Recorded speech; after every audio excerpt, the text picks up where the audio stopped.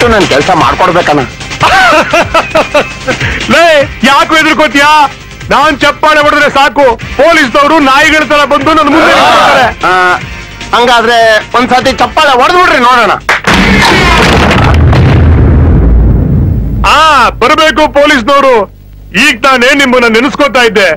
ನಿಮ್ಮಿಂದ ಒಂದು ಕೆಲಸ ಆಗ್ಬೇಕಾಗಿದೆ. ಅದಕ್ಕಿಂತ ಮುಂಚೆ ನಾನೊಂದು ಕೆಲಸ ಹೇಳ್ತೀನಿ. ಏನು? Transfer, promotion? ಗವರ್ಮೆಂಟ್ ಪೊಲೀಸ್ ಡಿಪಾರ್ಟ್ಮೆಂಟ್ಗೆ ಹೊಸ ಬೂಟು, ರೈಫಲು, ಬೆಲ್ಟು, ಲಾಠಿ ಹಾಗೆ ಬೇಡಿನೂ ಕೊಟ್ಟಿದ್ದಾರೆ.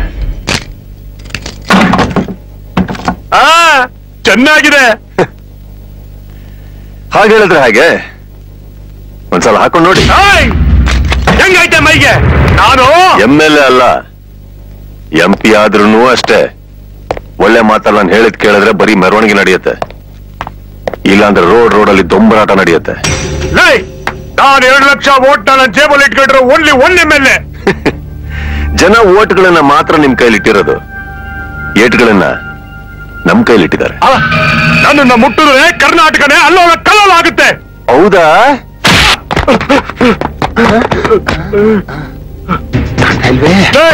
ಏನು ಹುಡುಕ್ತಾ ಇದೆಯಾ? ನಿಮ್ ಜೇಬಲ್ಲಿ 2 ಲಕ್ಷ ಓಟು ಎಲ್ಲೋಯ್ತು ಅಂತ ಹುಡುಕ್ತಾ ಇದ್ದೀನಿ ಸಾಹೇಬ್ರೆ. ಎಲೆಕ್ಷನ್ ಬೇರೆ ಹತ್ರ ಬಂತಲ್ಲ. ಪೊಲೀಸರು ಫೋನ್ ಮಾಡೋ ಆಗ. ಅಲ್ವೇನ್ರಿ ನಿಮ್ ಕಪಾಲಕ್ ಬರ್ತಿದ್ದು? ನನ್ನ ಮೇಲೆ ಕೈ ಮಾಡ್ತೀಯಾ? ನಾನ್ ಯಾರು ಗೊತ್ತಾ? MLA ball Bharat.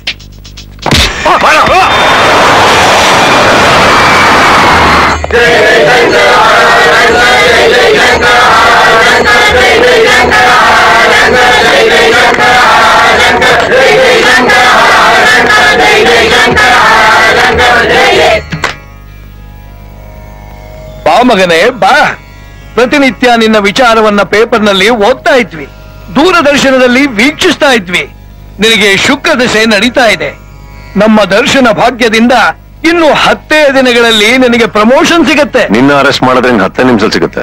ಶಿವ ಶಿವ, ಹಾಗೆಲ್ಲ ಮಾತಾಡಬಾರ್ದು ಮಗನೇ. ಎದ್ದಾಳ ನನ್ನ ಮಗನೇ. ವೆಪನ್ ಸ್ಮಗ್ಲಿಂಗ್ ಕೇಸಲ್ಲಿ ನಿನ್ ಕೈ ವಾಡದೆ ಅಂತ ಪ್ರೂವ್ ಆಗಾಯ್ತು. ಅರೆಸ್ಟ್ ಮಾಡಕ್ ಬಂದಿದ್ದೀನಿ. ಶಿವ ಶಿವ, ನಾವು ದೇವಮಾನವರು. ನಮ್ಮನ್ನು ಬಂಧಿಸಿದರೆ ಪ್ರಪಂಚವೇ ಪ್ರಳಯವಾದೀತು. ಏನ್ ಹಬ್ಬ ಬಂದ್ರೆ ಕಲ್ಗಣೇಶ ಹಾಲು ಕುಡಿತಾನೆ ಅಷ್ಟೇ ತಾನೆ. ಹಾಲ್ ಮಾರೋರಿಗೆ ಒಳ್ಳೇದಾಗತ್ತೆ ಬಿಡು. ಈಗ ನಡಿ. ಎಲ್ಲ ಶಿವನ ಲೀಲೆ. ಅವನು ನಂಬಿದವರನ್ನ ಯಾವತ್ತೂ ಕೈ ಬಿಡೋದಿಲ್ಲ.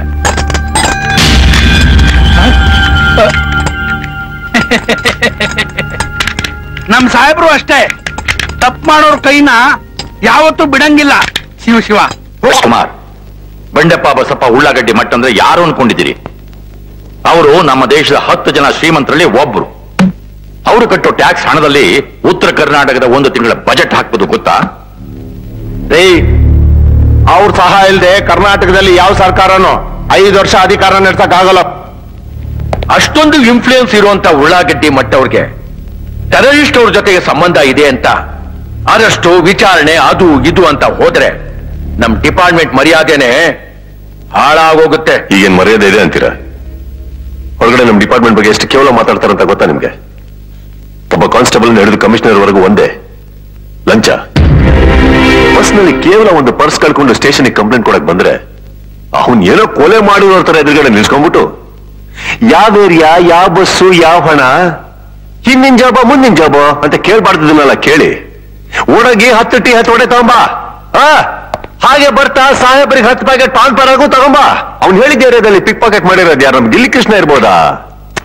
ಅವ್ನು ಊರಿಗೆ ಹೋಗಿದ್ದಾನೆ, ಹಾಗಾದ್ರೆ ಮಾರಿಮುತ್ತಿ ಇರ್ಬೋದಾ ಅಂತೆಲ್ಲ ಡಿಸ್ಕಸ್ ಮಾಡ್ತೀರಾ. ಯಾರು ಯಾವ ಏರಿಯಾದಲ್ಲಿ ಯಾವಾಗ ಪಿಕ್ ಪಾಕೆಟ್ ಮಾಡ್ತಾರಂತ ನಮಗೆ ಚೆನ್ನಾಗಿ ಗೊತ್ತಿರುತ್ತೆ. ಆದ್ರೆ ನಾವು ಅರೆಸ್ಟ್ ಮಾಡ್ತೀವ? ಯಾಕೆ? ಅವ್ರು ಹೊಡೆದಿರೋ ಹಣದಲ್ಲಿ ನಮಗೊಂದು ಪಾಲಿರುತ್ತೆ.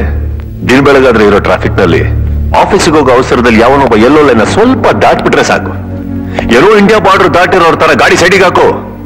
RC ಬುಕ್ ಇದೆಯಾ, ಗಾಡಿಯಲ್ಲಿ ಪೆಟ್ರೋಲ್ ಇದೆಯಾ, ಗಾಡಿಯಲ್ಲಿ ಬ್ಲೋ ಇದೆಯಾ ಅಂತ ದೊಡ್ಡ ವಿಚಾರಣೆ. ಯಾಕೆ? ಡ್ಯೂಟಿ ಮಾಡೋದಕ್ಕ? ಚಿಲ್ಡ್ರೆ 1 5 10 ಕಿತ್ಕೊಳ್ಳೋದಕ್ಕೆ ಇದನ್ ಕೇಳ್ಬೇಕಾಗಿರೋ ದೊಡ್ಡ ದೊಡ್ಡ ಅಧಿಕಾರಿಗಳೇ. ನೀನ್ ಗಾಂಜಾ ಮಾರ್ತೀಯೋ, ಸಾರಾಯಿ ಕಾಯಿಸ್ತೀಯೋ, ವ್ಯಭಿಚಾರ ಮಾಡ್ತೀಯೋ ನಮ್ಗೆ ಗೊತ್ತಿಲ್ಲ. ಒಟ್ನಲ್ಲಿ 15 ಲಕ್ಷ ಮಾಮೂಲು ಮಾತ್ರ ಬಂದ್ಬಿಡ್ಬೇಕು. ನಾವುಗಳು ಹೀಗಿರೋದ್ರಿಂದಾನೆ ಅವತ್ತು ಪಿಕ್ ಪಾಕೆಟ್ ಮಾಡ್ತಾ ಇದ್ದಾನೆ, ಇವತ್ತು ಮನೆಗೆ ನುಗ್ಗಿ ದರೋಡೆ ಮಾಡ್ತಾ ಇದ್ದಾನೆ. ಅವತ್ತು ಗಾಂಜಾ ಮಾಡ್ತಾ ಇದ್ದಾನೆ, ಇವತ್ತು ವೆಪನ್ಸ್ ಮಾಡ್ತಾ ಇದ್ದಾನೆ. ಅವತ್ತು ವ್ಯಭಿಚಾರ ಮಾಡ್ತಾ ಇದ್ದಾನೆ, ಇವತ್ತು ರಾಜ್ಯಕ್ಕೆ ಮಂತ್ರಿ ಆಳ್ತಾ ಇದ್ದಾನೆ. ಯಾಕೆ? ಅವತ್ತೆ ಕಾನೂನು ಪ್ರಕಾರ ಅವ್ರ ಮೇಲೆ ಆಕ್ಷನ್ ತಗೊಂಡಿದ್ರೆ ಹೀಗೆಲ್ಲ ಆಗ್ತಾ ಇತ್ತಾ? ತಿಂಗಳ ಸಂಬಳ ಕೊಟ್ಟು ವಾಚ್ಮನ್ ಇಡೋ ಹಾಗೆ ಬಾರ್ಡರ್ ಅಲ್ಲಿ ಸೈನಿಕರನ್ನ ನಾಡಲ್ಲಿ ನಮ್ಮನ್ನ ನೇಮಿಸಿದ್ದಾರೆ. ಆ ಬಾರ್ಡರ್ ಅಲ್ಲಿರೋ ಸೈನಿಕರು ನಮ್ಮನ್ನ ಕಾಪಾಡ್ತಾರೆ ಅಂತ ನಂಬೋ ಈ ನಮ್ಮ ಜನ ಪಕ್ಕದ ಬೀದಿಯಲ್ಲಿರೋ ಪೊಲೀಸ್ ಅವ್ರನ್ನ ನಂಬಲ್ಲ ಅಂತಾರೆ. ಒಬ್ಬ ಸೈನಿಕ ಸತ್ತರೆ ಗೌರವ ಕೊಡ್ತಾರೆ, ಅದೇ ಒಬ್ಬ ಪೊಲೀಸ್ ಸತ್ತರೆ ತಲೆನೇ ಕೆಡ್ಸ್ಕೊಳ್ಳಲ್ಲ ಅಂತಾರೆ. ಇದು ಬದಲಾಗ್ಬೇಕು. ಅವ್ರು ನಮಗೋಸ್ಕರನೂ ಕಣ್ಣೀರಿಡ್ಬೇಕು. ನಮ್ಮ ಹತ್ರ ಬರೋ ಜನಗಳಿಗೆ ನೀವು ನಮ್ಮವರು, ನಾವು ನಿಮ್ಮವರು ಅಂತ ಬರೀ ಮಾತಲ್ಲಿ ಹೇಳೋದಲ್ಲ, ಕೆಲಸದಲ್ಲಿ ತೋರಿಸ್ಬೇಕು. ಒಬ್ಬ ಪುಡಿ ರೌಡಿ ಬಾಂಬೆ ಬಾರ್ಡರ್ ಕುತ್ಕೊಂಡು ಕರ್ನಾಟಕ ಪೊಲೀಸ್ ಅಂದ್ರೆ ಚಿಲ್ಡ್ರೆ ಬಿಸಾಕ ತಕ್ಷಣ ಬಾಚ್ಕೊಳ್ಳೋ ಭಿಕ್ಷಿಕರು ಅಂತ ಅವನು. ಇವತ್ತು ನಮ್ಮ ಡಿಪಾರ್ಟ್ಮೆಂಟ್ ಬಗ್ಗೆ ಮಾತಾಡೋನು ನಾಳೆ ಬೆಲ್ಗಾಮಲ್ಲಿ ಕುತ್ಕೊಂಡು ನಮ್ಮ ಭಾಷೆ ಬಗ್ಗೆ ಮಾತಾಡ್ತಾನೆ. ನಾಳೆ ಬೆಂಗಳೂರಿನಲ್ಲಿ ಕುತ್ಕೊಂಡು ಕರ್ನಾಟಕದ ಅರ್ಧ ಭಾಗನೇ ಕೊಡಿ ಅಂತಾನೆ. ಇದು ಬೇಕಾ ಸರ್ ನಮ್ಗೆ? ತಪ್ಪು ಮಾಡಿದ್ರು ಒಬ್ಬ ಪಿಕ್ ಪಾಕೆಟರ್ ಆದ್ರೂ ಸರಿ, ಇಲ್ಲ ಪುಟ್ಕೋಸಿ ಬಸ್ಸಪ್ಪ ಉಳ್ಳಾಗಡ್ಡಿ ಮಠ ಅಂತ ಒಬ್ಬ ಬಿಸ್ನೆಸ್ ಟೈಕೂನ್ ಆದ್ರೂ ಸರಿ, ಕಾನೂನಿಗೆ ಅಪ್ಪಾಗಟ್ಬಿಡ್ಬೇಡಿ ಸರ್.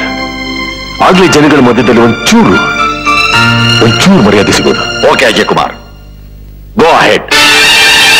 Yes sir.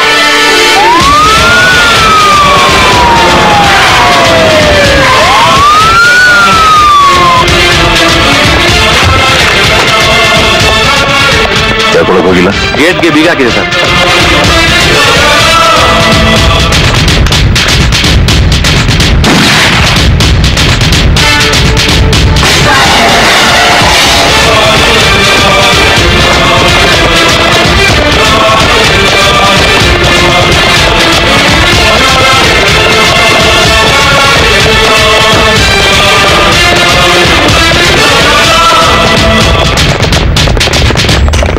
ಅಳಿಯಂದ್ರ ಬರ್ರಿ. ಸೊಸೀನ್ ಕೇಳಾಕತ್ತಿದ್ದೆ, ಏನವ್ವ ನಿಮ್ಮ ಅಣ್ಣ ನಿನ್ ಮದುವೆ ಮಾಡ್ಕೊಟ್ಮೇಲೆ ನಮ್ಮ ಮನೆ ಕಡೆ ಬರ್ಲೇ ಇಲ್ಲ ಅಂತ. ನೀವಾ ಬಂದಿರಿ, ಬರ್ರಿ ಕುಂದ್ರಿ, ಊಟ ಮಾಡಿ. ಇಲ್ಲ, ಡ್ಯೂಟಿ ಮೇಲೆ ಇದ್ದೀನಿ. ಪೊಲೀಸ್ ಕೆಲ್ಸನೇ ಅಷ್ಟ್ರಿ. ಇಲ್ಲಿ ನೋಡ್ರಿ, ಊಟ ಸಮಯಕ್ಕೆ ನಮ್ಮ ಮನೆಗೆ ಯಾರೇ ಬಂದ್ರ ಅವ್ರನ್ನ ಬಿಟ್ಟು ಊಟ ಮಾಡೋ ಅಭ್ಯಾಸನೇ ನಮ್ಗೆ ಇಲ್ಲಿ ನೋಡ್ರಿ. ನನಗೆ ನಮ್ಮೂರ್ನ ಬಿಟ್ಟು ಊಟ ಮಾಡೋ ಅಭ್ಯಾಸ ಇಲ್ವೇ? ಇಡೀ ಡಿಪಾರ್ಟ್ಮೆಂಟ್ಗೆ ಊಟ ಹಾಕೋ ಶಕ್ತಿ ಇರೋ ನಮಗ ಈ 4 ಜನಕ್ಕೆ ಊಟ ಹಾಕಕ್ಕಾಗಲ್ಲೇನೆ? ಬರ್ರಿ ಊಟ ಮಾಡಿ. ಅವ್ರಿಗೂ ಬಡಿಸಿ. ಸರಿ, ಇಷ್ಟು ಹೇಳಿದ್ನ ಇನ್ನೇನು, ಊಟ ಮಾಡ್ಕೊಳ್ಳಿ.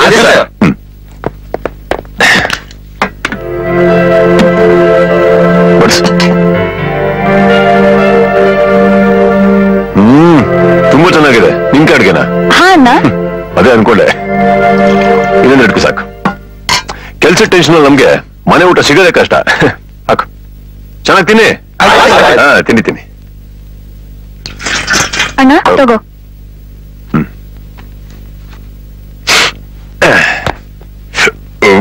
ಹೇಗಿದೆ ತಂಗಿಕಾಯಿ ಅಡಿಗೆ? ಹಾಗಾದ್ರೆ ಡ್ಯೂಟಿ ಮಾಡೋಣ. Okay. Mister Bandappa Basappa Ullagaddi Math, you are under arrest. ಕಾರಣ ವೆಪನ್ ಡೀಲಿಂಗ್ಸ್. ಅದಕ್ಕೆ ಸಂಬಂಧಪಟ್ಟಂತ MLA, DC ಹಾಗೂ ಸ್ವಾಮೀಜಿ ನನ್ನ ಕಸ್ಟಡಿಯಲ್ಲಿದ್ದಾರೆ. ನೀ ನನ್ನ ಸಂಬಂಧಿಕ ಅಂತ ಹೇಳಕತ್ತೀನಿ. ಈ ಉಳ್ಳಾಗಡ್ಡಿ ಮಠ್ ಒಂದು ಸಾಗರ ಇದ್ದಂಗ, ಇದ್ರಾಗ ಹಡಗೆ ಮುಳುಗೋಗ್ತೈತಿ. ಈ ಜಾಗ ಬಂದಿರೋ ನೀನ್ ಯಾವ ಲೆಕ್ಕ? ಈ ಅಜಯ್ ಕುಮಾರ್ ಸರ್ನಾಯಕ್ ಬರೀ ಈಜೋನಲ್ವೋ, ಪಾತಾಳಕ್ಕೆ ಹೋಗಿ ಕಪ್ಪೆ ಚಿಪ್ಪಿಂದ ಮುತ್ತನ್ನು ತಗೊಂಡು ಹೊರಗಡೆ ಬರೋಣ. ಸಮಯ ಬಂದ್ರೆ ಅದೇ ನೀರನ್ನು ಕುಡಿದು ಸಾಗರನೇ ಖಾಲಿ ಮಾಡೋ ಭೂಪ ಕಣೋ. ನಿನ್ ನಿರ್ಧಾರ ಬದಲಾಯಿಸ್ಕೊಂಡ್ರೆ ನಿನಗೆ ಒಳ್ಳೇದು. ಬೇಕಾದ್ರೆ ಬಂದಾರಿಗೆ ಸುಂಕ ಎಷ್ಟು ಅಂತ ಕೇಳು, ಕೊಟ್ಬಿಡ್ತೀವಿ. ಸುಂಕ ತಗೊಂಡು ಸುಖವಾಗಿರ್ಬೇಕು ಅನ್ನೋ ಆಸೆ ನನಗಿದ್ದಿದ್ರೆ ಕಷ್ಟ ಸುಖದಲ್ಲಿ ಭಾಗಿಯಾಗೋ ಈ ಪೊಲೀಸ್ ಕೆಲ್ಸಕ್ಕೆ ಸೇರ್ತಾ ಇರಲಿಲ್ಲ. ನನ್ನ ಮುಟ್ಟಿದ್ರೆ ಜನ ನಿನ್ ಸುಮ್ನೆ ಬಿಡಕ್ಕಿಲ್ಲ. 3 ಗಾಂಧಿಗಳು ಸತ್ತಾಗ್ಲೂ 3 ದಿನ ಯೋಚನೆ ಮಾಡಿದ ಜನ 4ನೇ ದಿನನೇ ಹೊಸ ನಾಯಕನ ಆಯ್ಕೆ ಮಾಡ್ಕೊಂಡ್ಬಿಟ್ರು. ಅಂತದ್ರಲ್ಲಿ 3 ಬಿಟ್ಟಿರೋ ನಿನ್ನನ್ನು ಅರೆಸ್ಟ್ ಮಾಡಿದ್ರೆ ಈ ಜನ ಏನೋ ಹೋರಾಟ ಮಾಡ್ತಾರೆ.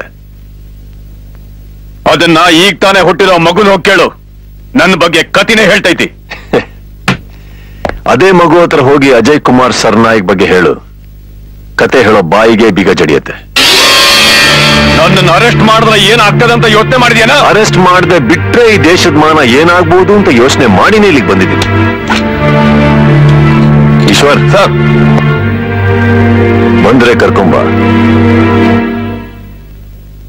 ಬರ್ದಿದ್ರು ಕರ್ಕೊಂಬ.